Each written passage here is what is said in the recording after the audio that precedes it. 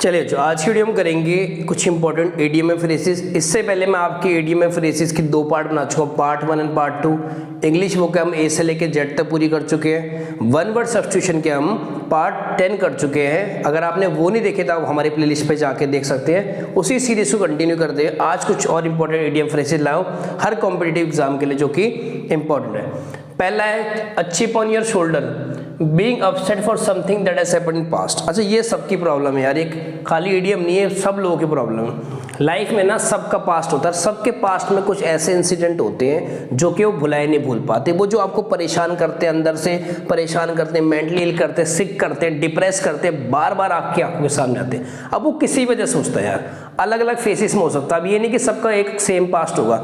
हो सकता है आप किसी एंट्रेंस एग्जाम में आपका सिलेक्शन ना हो पाए, आपने बहुत मेहनत करी हो, या कोई आपका अधूरा ड्रीम है कि आप पूरा ना कर पाए। किसी इंसान की वजह से परेशान होते हैं, साइकोलॉजी किसी इंसान की वजह से परेशान हो सकते हो, कोई पेरेंट्स की वजह से परेशान हो सकते हो। कोई भी एक रीजन होता है, जो भी पास्ट का कोई इंसिडेंट है जो आपको बार बार परेशान करता है। अब इस पास्ट से बेटा स्टक नहीं हो जाना। आप सिचुएशन देखो, पास्ट कभी लौट के तो वापस आना नहीं है ना। जो चीज हो गई है वो हो चुकी है, अब वो चीज वापस लौट के नहीं आएगी।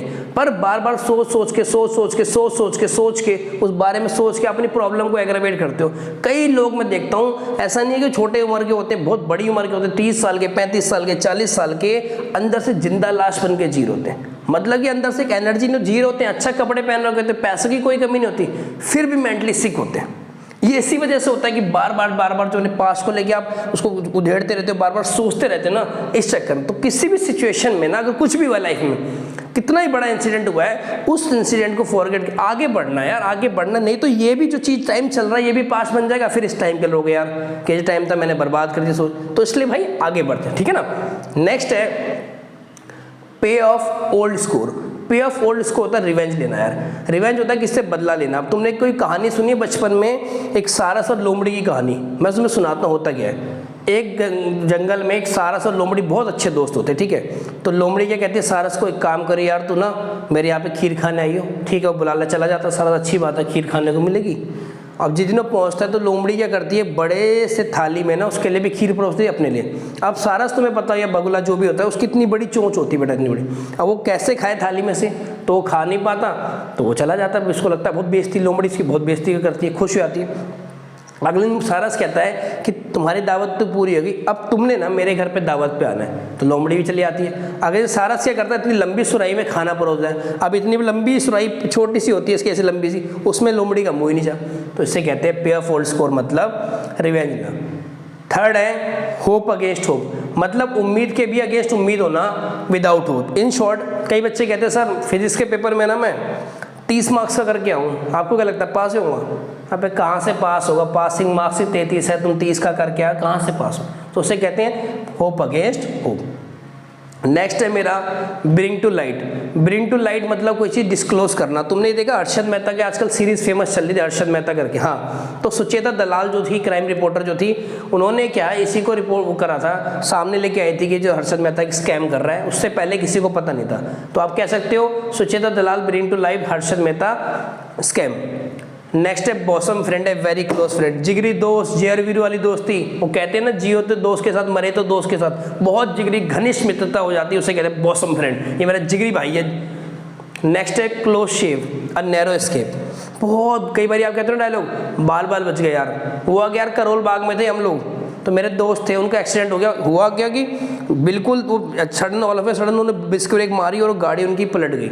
गाड़ी यानी बाइक, और सामने से एक ट्रक जा रहा था, मेरा तो बिल्कुल जरा सा उसका चेहरा बचता है। तो उसे कहते हैं क्लोज शेव, वेरी नैरो एस्केप। नेक्स्ट है hit the nail on the head, do और से थिंग राइटली।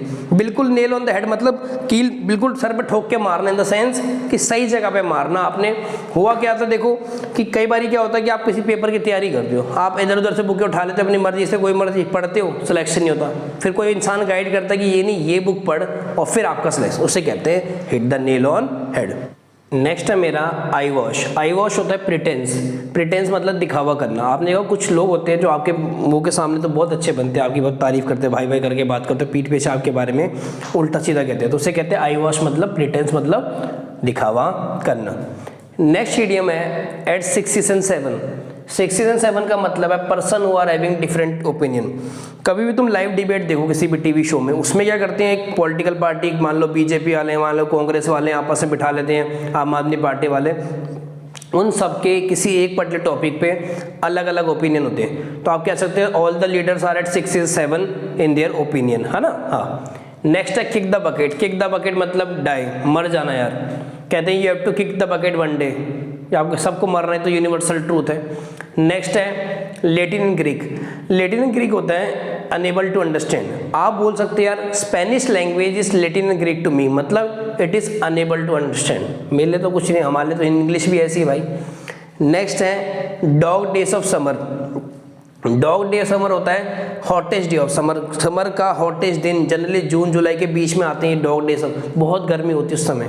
नेक्स्ट है bite your tongue avoid talking. होता क्या है कि हमारे घर वाले में कई रिश्तेदारी में ले आते हैं, तो पापा लोग क्या समझाते हैं, सुनो वहाँ पे ढंग से तमीज़ से आना, सबसे पेश सबको नमस्ते करना। अच्छा सुनो, किसी से फालतू बोलने का भी जरूरत नहीं है, वहाँ पे चुपचाप बोलना। तो you have to bite your tongue. जिससे यार में जाते हैं, हाँ जी नमस्ते, ठीक हूँ, ऐसे करते फिर you have to bite your tongue means avoid talking too much. Next है taste of your own medicine. When you are mistreated the same way you mistreat others. मतलब यार तुम जैसा करोगे जैसे को तैसा, है ना। कई बार क्या होता है कि देखो आप देखते हो कोई लोग क्या होते हैं, लोगों से पैसे छीन छान के प्रॉपर्टी कब्जा लेके पैसा कमाते हैं, उनकी बहुत जल्दी डेथ हो जाती है, तो कहते हैं सही वो मर गए, ये तो काम ही ऐसे थे इसके, तो जैसे को तैसा बस। नेक्स्ट है मेरा मेयर नेस्ट। मेयर नेस्ट होता है फॉल्स इन्वेंशन या आप बोलो इल्यूशन, कि रियल में ना होना यार। मैं आपसे जितने भी हमारे कंट्री में लॉस बनते हैं, आप देखो कितने लॉस इम्प्लीमेंट होते हैं, पर रियल में क्या इम्प्लीमेंट कर सकते हैं। ट्रैफिक के लॉस है कि कोई लाल बत्ती तोड़ेगा, हेलमेट बंद पहन के चलना है, पर क्या लोग इम्प्लीमेंट करते हैं, तो कह सकते हैं दे आर बस मेयर्स नेस्ट। नेक्स्ट है कॉट टाटर। टाटर होता है dealing with a troublesome person, किसी ऐसा कलेशी इंसान से। आप देखते हो बहुत कलेशी होती है, आप कुछ मर्जी प्यार समझाओ कैसे भी समझाओ, उनका काम ही कलेश करना है, लड़ाई झगड़े करना, that is called caught dealing with a trouble. Next है a man of straw. Man of straw मतलब वीक पर्सन। अब वीक पर्सन ये नहीं फिजिकली वीक होगा, कमजोर होगा। वीक पर्सन उसे कहा गया है कि जो भाई फैसले ना ले, स्ट्रॉन्ग फैसले ना, करेज ना दिखाए, ब्रेवरी नहीं दिखाए, किसी भी फैसले में लीडरशिप क्वालिटी दिखाए, उसे कहते हैं मैन ऑफ स्ट्रॉ।